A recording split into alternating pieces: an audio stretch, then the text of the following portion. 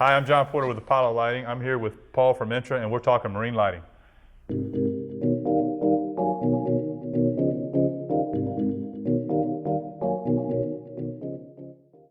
Hey, Paul. I'm John with Apollo Lighting. How you doing? I do that. I'm glad you're here with us today. Can you tell us a little bit about Imtra? You know, the products they carry, and then kind of what got you guys into the lighting side of it? Sure. Well, Imtra's a 65-year-old company at this point, and the lighting came kind of late to us, maybe about 25 years ago or so. Actually, when I started working for Imtra, about 23 years ago, and we started by importing canopy lights. And we worked with canopy for a number of years, and when the LED market started to really push to be more than just courtesy lights, we started developing overhead lights. Yeah. And soon canopy and Imtra split ways, and we basically grew our line. The boards are made here in the United States and assembled right at Imtra. I think in the lighting side, what really makes you guys different is that you guys have inventory. You know, I'm not having to get it from Italy or out of the country, which takes typically 6 to 8 weeks for me to get product. Can be, Yep. So, I mean, I think that's huge. I mean, I think that for the United States, the marine industry, how everybody needs it tomorrow, you know, for you guys to have plenty of stock. Today. Yeah, today. Plenty of stock. They needed it yesterday. Yeah, that's often a problem. And again, because we do manufacture the boards here in the United States and assemble here in the United States, we can generally respond a lot quicker. If we don't have a particular light and a particular finish, we can build them up. You know, when you need 1 or 20 or 50, we can generally. So you're having all the components there, whether you might not have them fully assembled. The turnaround time is pretty quick to put those lights together. Generally speaking, everybody falls through the cracks every once in a while. But generally speaking, we can respond a lot quicker than the other guys, just simply because it's made here. Yeah. Paul, tell me a little bit about Imtra, their warranty in specific on their lights. Okay, on the lights that we manufacture, it's a 5-year warranty on the board and the LEDs, and it's 2 years on the finish and the body of the light. I think a lot of the warranty issues I'm running into now is the light being used in the wrong application. Getting like the output they want? Well, no, so they're taking a Hatteras and they're using it as a courtesy light. Oh, yeah. They're taking a spring mount, which to me is, I guess it's okay to use exterior, but I think you would end up having a higher failure rate just because of they're spraying down the overheads, the splashing, versus using a screw mount with a gasket that's going to give you longer life. I mean, that's. I know that people still use a lot of the spring mounts, and a lot of guys like the spring mounts on the outside because they like the flush look. So by default, they end up using these outside. Well, still, screw mount is still much more popular outside because generally speaking, the inside, in the overheads is thinner. And they don't have as much room. And then they got the liner they can tear up, and with the screws. I mean, we still do more screw mount outside than spring mount, but there's nothing wrong with spring mount because, I mean, it is sealed. The only way water could get in here is through this little tiny grommet here. And then, you're just rolling the dice at that point, to make sure it doesn't come through. And it's even tighter with the the new 2-wire stuff. The way they're sealing it? Yep, the way it's sealed to if they do mount them outside and they get water up inside the headliner, and outside is really the only place that ever happens on boats, typically, because again, they're hosing off everything. It's less of a problem with the 2-wire stuff, and certainly with the screw mount, as opposed to a spring mount, you do have that gasket, and it is held up tighter. But like you said, the profile necessarily has to be a little bit deeper with the screw mount, just to hide the screws, just to be able to hide the screws. So tell me, Paul, I mean, as a dealer, where I should put a screw mount and a spring mount light.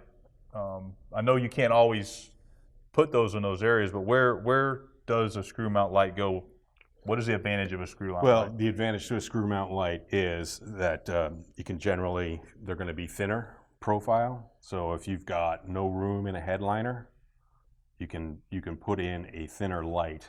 The other advantage to a screw mount is again, for exterior applications, Right. you have a gasket and a screw mount versus a spring mount, which can, when they're washing up into the head, in the overheads, water could conceivably get up through there.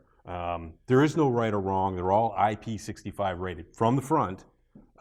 So every light, the lens is sealed in there. Yeah, we can just look at kind of show. So the way you guys are doing it is I don't know the exact way, but it's a completely sealed, water tight or proof. Yep. It is rated for IP65, so it can take a water jet directly onto it. It's not a problem. So there's no gaskets. The lens is not loose like it is on some of and that's other to me, lights. I love that feature because I see a lot of other lights where you have to it has a removable lens and a gasket, which sometimes with vibration and stuff like that, the bezel gets loose, so you're not having that tight, complete seal on that light, so you have a chance to get moisture and salt into the fixture. And once that happens, it's done. I mean, that light's shot. So I absolutely love this feature from Imtra where they are sealing that lens into the fixture. I think that's a huge advantage for these lights. It just makes a lot of sense. Yeah, absolutely. And that's how we can do all of the lights, which, this would typically be considered an interior light because it just is, just from, an aesthetic standpoint, I guess, more than anything else. But this light is rated IP65 as well. So, and that's all basically due to the fact of the way the lens is put in. So Paul, let's talk about the 2-wire that you guys have just switched to from the 4-wire. Okay. And tell me some advantages and why you guys actually made that change. Okay. We're still doing 4-wire stuff. We have quite a few builders using it, and it's kind of the evil they know. Yeah. But Well, I know slowly that get them to change. I know we're still going to carry it because people are still going to come in and need that 1 or 2 fixtures. So we'll still stock the 4-wire at our store, but I'm excited about the 2-wire stuff. The 2-wire opens up a lot more possibilities for, especially in the refit market, which is a lot of your customers walking through the door. Now with the old 4-wire stuff, you had to run 2 more wires if they were dimmed. If they were just on off, then you just use the red and the black and ignore the green and the white. But now with the new 2-wire stuff, all the old halogen stuff that's out there that you typically get a customer who comes in, has got 20 or 30 lights in his salon that are halogen 2-wire, and he has a dimmer on them and all that other stuff. With the old 4-wire stuff, you ran into problems. This just hooks up exactly to the 2 wires that ran a halogen. No pulling extra wire. It's basically a plug-and-play fixture now. So I mean, I'm really excited about that because people come in the store all the time, for refits, and they, the old halogen version only had 2 wires in there in the first place. So before with the Imtra products, we had difficult times trying to get the customer to look at that product because hence they had to pull extra wire, extra work, extra money. Now we've got the 2-wire fixture, which is, it is plug and play. Maybe they have to change out their dimming module from a halogen dimmer to an Imtra dimmer for LEDs. So, I mean, we're absolutely stoked about this. I think we'll sell a lot more of the lights because of that change that you guys made. And we have two models of dimmers. One, the maximum capacity is 7 amp. The other is 14 amp. So you can run a lot of lights off of this one dimmer. And you can also run multiple circuits off of this dimmer. Sometimes it's not convenient, so they end up putting another dimmer in place. It is much more plug and play, especially in the refit side. If you're taking out a halogen to put in a 2-wire LED versus having to run more wires with the 4-wire. No, I think it's a great move by Imtra. Other thing too that changed with this when they went to 2-wire is the price point actually changed a little bit. And what was the reasoning behind? Well, there's fewer components on a 2-wire board than there are on a 4-wire board. And that's the short answer. More of the function now is in the dimmer. So the dimmers are actually a little bit more money than the old style 4-wire dimmer. But still, you're only needing 1 dimmer versus 20 lights. So it's a win. So it's a win for the consumer. For sure. For sure. And actually, when you made this change with the 2-wire, the quality to me still looks as good or better than the old lights. I mean, the finishes are great. The look, the design. I mean, everything about it still looks good. Yeah. Well, we tried. I mean, this is just like the old 4-wire Hatteras. I mean, every dimension is the same. It's a very popular light for many, many years, even in halogens. I mean, this profile and this shape and this depth is very popular, and we continue that on with our other 2-wire stuff, following sort of the industry standard on hole sizes. Was a big leap. And I noticed another thing you guys did when you made the change. The names coincide with the older fixture. So the Portland now is the Pool, the Hatteras is the Tide. So you still have that somewhat of a same look. It hasn't really changed that much. Right. It's just the 2-wire and the design of the components that you guys have made the change in the fixture. That's right. That's right. And then the components, because there are fewer components, that's part of the money saving. Yeah. And we're able to take some of these boards and use them in multiple lights, which again just helps on the cost side of things. Well, another thing that you guys are doing is that you're assembling them here in the States. You're using American-made components. Yep. Am I correct? The LEDs, the boards is all here in the United States. Long Island. Yeah, Long Island. Okay. Yep. So that's another huge advantage of using this light. And again, you guys have control over how it's being manufactured. Right. And we did try taking many years ago the Hatteras light to China to be built to save money, and we lost control of the light. Yeah. And they started changing components on the board. We didn't know anything about it until we started getting problems. Yeah. So having control of the exact, precise components that are on those boards, it won't change. Yeah.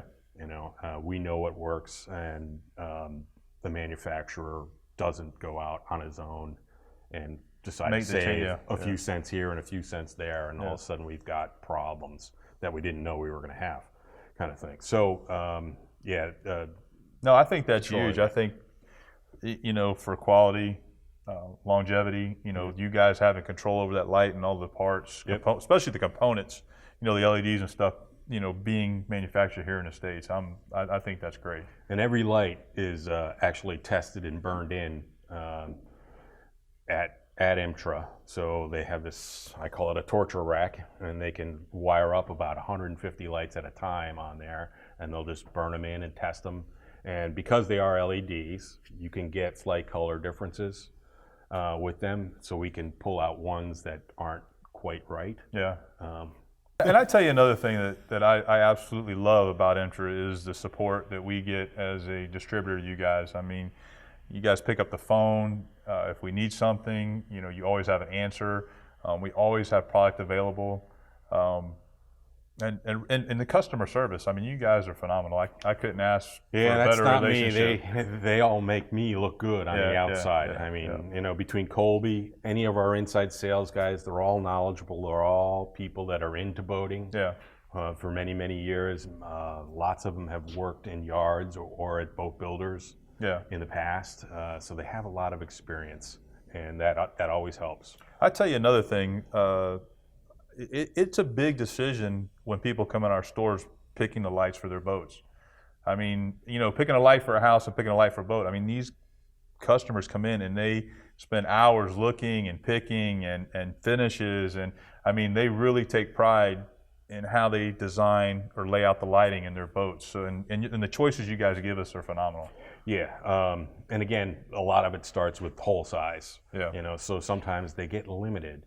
But we have quite a few different profiles, all based on that magic hole size. Well, and that all goes back to years ago when you guys started, and other manufacturers. There was kind of a set standard hole size, which I think has kind of over the years still stayed somewhat the same. Yes. So it's nice to be able to make the changes to the lights and be able to do these refits, and knowing that we're going to probably be able to use that same hole, no drilling, no cutting, nothing like that. You know, so I think that's nice. You could take a 20-year-old boat with 20-year-old halogens and come in, and this light will fit right in that hole. You know, and that's a big obstacle to overcome. Oh, yeah. So a lot of times, the first thing you got to do is match hole size.